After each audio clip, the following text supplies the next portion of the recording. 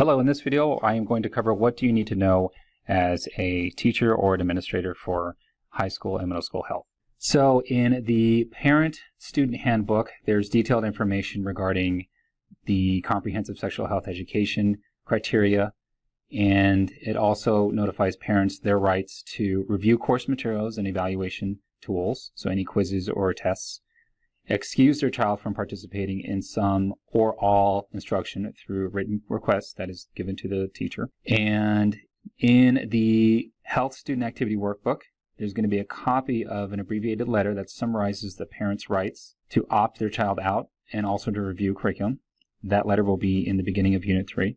And on that letter, it's going to include web links to the Student Parent Handbook so that parents have a digital copy or digital access to a digital copy of the handbook. Here's a visual of the parent language in the parent handbook and the parent language in the letter. So two forms of notification.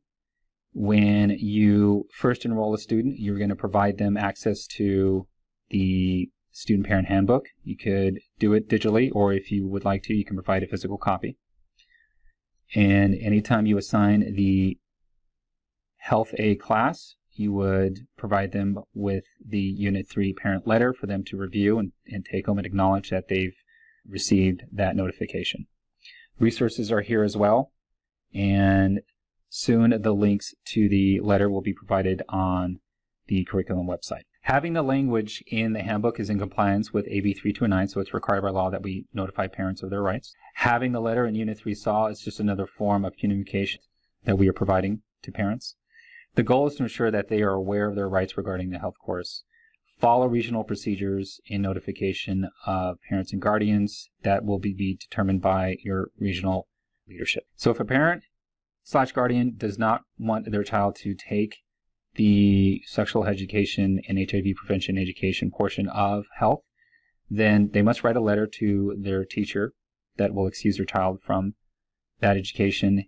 Keep the copy of the letter in the student's file, and then remove the addendum, which is at the end of Unit 3, and then you can just assign them the SAW.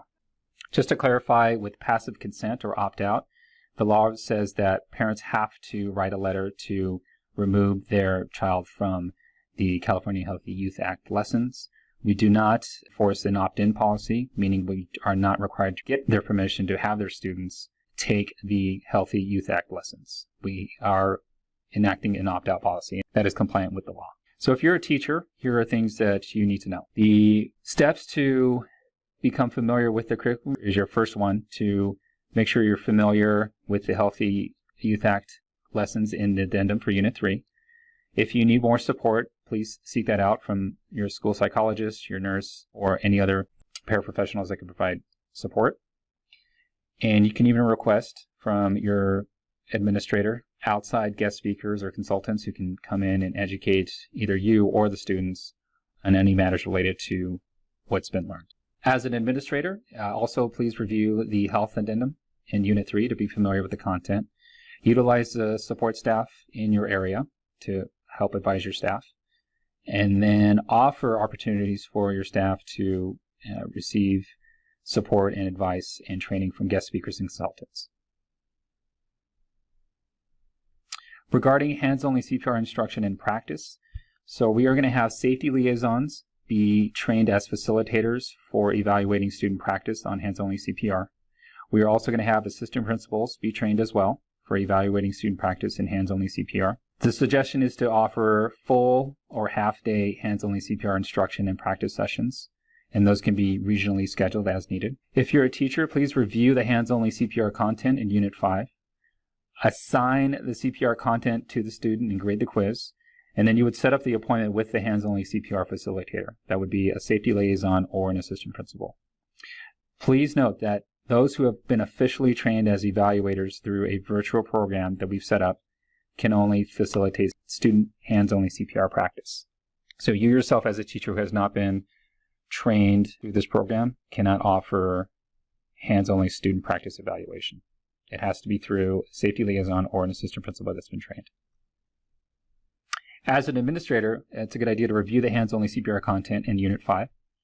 Provide support and resources for the SELs and the APs so that they can facilitate hands-only CPR practice. Ensure all centers have a CPR mannequin, which is available on Workday. And also note more mannequins can be ordered if needed to meet higher demand of your students that have taken or will be taking CPR in Unit 5 for health. So documentation of hands-only CPR. The worksheet in Unit 5 requires the facilitator's initials. So again, the facilitator is the assistant principal or the safety liaison. And those initials would verify that the student performed the practice. This sheet, however, is not required to be in the student file. Just the completion of the Health Unit 5 will be sufficient evidence of the student completing hands-only CPR practice for student records. Thank you, and in the next video I will cover course materials.